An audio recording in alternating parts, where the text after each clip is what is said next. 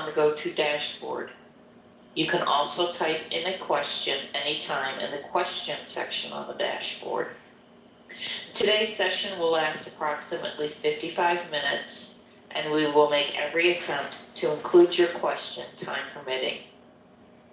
As always, please note that no live streaming or broadcasting of this call is permitted.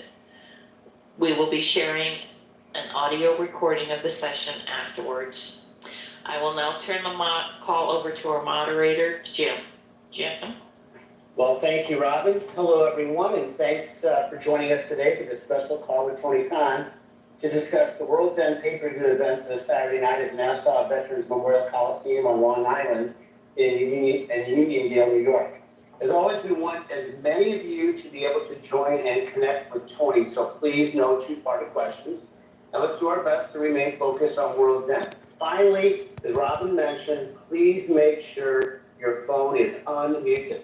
So for the final time in 2023, I'm going to turn it over now to Tony for some opening thoughts, and then we're going to get right to it and open the lines for your questions. Tony?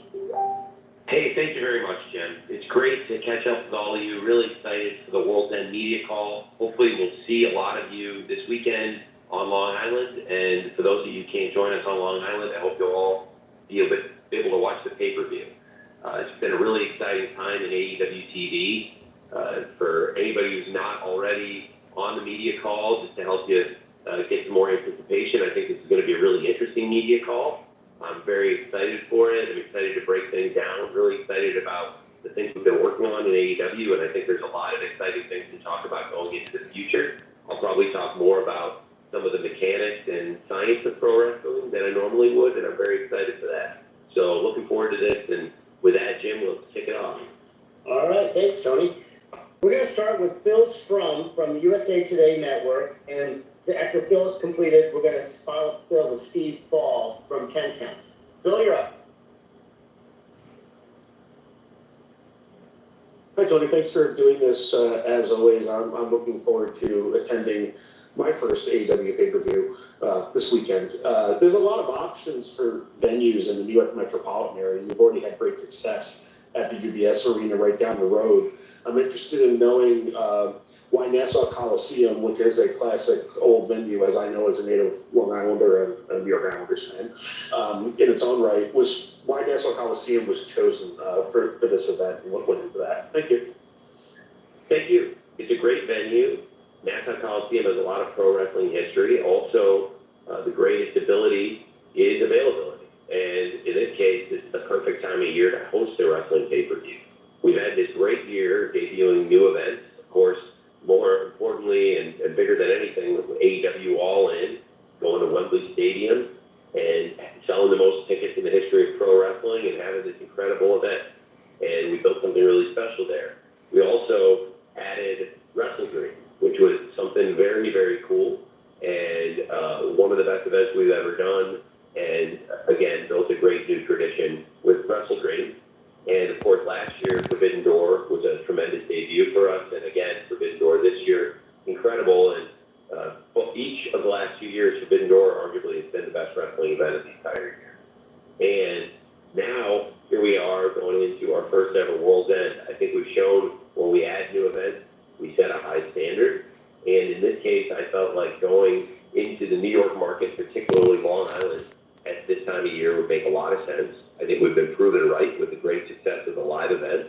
Nassau Coliseum is a great venue. I've been there before, like you, to see the New York Islanders. I was actually there with friends for the last game the Islanders ever won at Nassau Coliseum in the playoffs. And it's a great venue. We've had great success at UBS Arena. Obviously, there is hockey coming up at UBS Arena, and I think this was really kismet. It was fate, and it was a great situation at Nassau Coliseum with its great history of pro wrestling. And for what's going to be a great event this weekend, that we would go there. This is going to be tremendous. I'm really looking forward to World's End, and I'm glad you're going to be there, Phil. And based on the success of the tickets, it worked out really well for us. And as a pay-per-view, I can promise it's going to be a great show. Thanks. Thank you, Phil. Steve Fall from 10 Count, you are next. Jason Powell from ProWrestling.net will follow Steve. Steve, you're up. Hey, Tony, I'm excited to be there this weekend for the show. And I want to ask about the Devil, because this storyline has taken over AEW. And was this inspired by the Black Scorpion in WCW? Plus, is there a reveal coming up? Because we're all waiting, and, it's World End is going to be the place we're going to find out who the actual Devil is. Well, it feels like we're getting close to that point, and I do expect some big revelations and big moments at World's End. It's its own idea, and it's something that I'm excited about. I do feel like it's coming close to the culmination, and it does feel like the secrets will be revealed at World's End, and I'm looking forward to it. It's been very different than the other aspects of AEW, which I think that as I go on here and into some of these more technical questions, I'm really looking forward to talking about the presentation of AEW recently and what we've done. I think one aspect of it that's been really interesting and has been something to keep people hooked, and those people that want to see that kind of episodic story, it's really something that has got a lot of people talking, and I think has built a lot of interest for World's End is the identity of the Devil, and last night finding out that Samoa Joe is working with the Devil, and it's MJF versus Samoa Joe, and I think that twist adds a new layer to it, knowing that Samoa Joe, of course, has been working with the Devil in cahoots, but who is the Devil now knows that we know it's not. And very excited for the match. I think last time MJF versus Samoa Joe at Grand Slam was a great match, and now the stakes have been set, and the table is there, and we're ready for a great MJF versus Samoa Joe match with different set of stakes. Thanks, Steve. Thank you, Steve.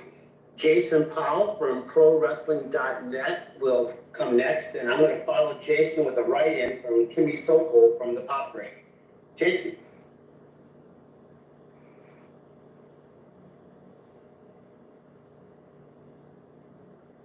Jason, you need to unmute your line.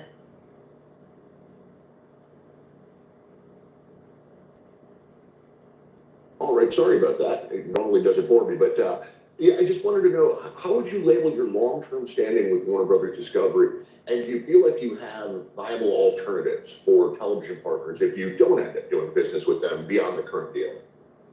Yeah, it's a great question. We have a great relationship with Warner Brothers Discovery. It's amazing now.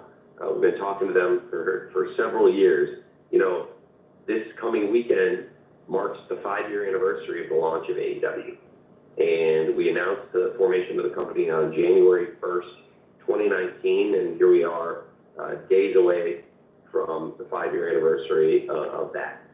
And Warner Brothers Discovery has been an indispensable partner throughout this journey. I'm very excited about the future of AEW and excited to work with Warner Brothers Discovery throughout 2024. And going forward after that, there's going to be a lot of exciting conversations about AEW media rights.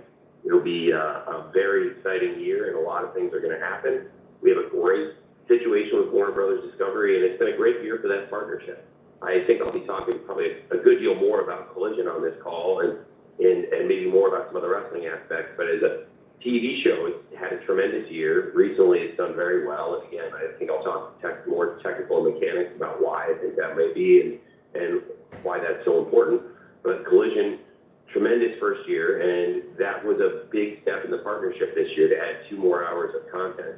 And you asked about alternatives. Well, we're under an exclusive agreement, and I can't say what the future of AEW will hold for certain, but I know that there is a lot of interest in pro wrestling, and judging by the market I've had with lots of interest in Ring of Honor, which I'm holding and looking forward to having extra cards to play later in the coming year in such a negotiation.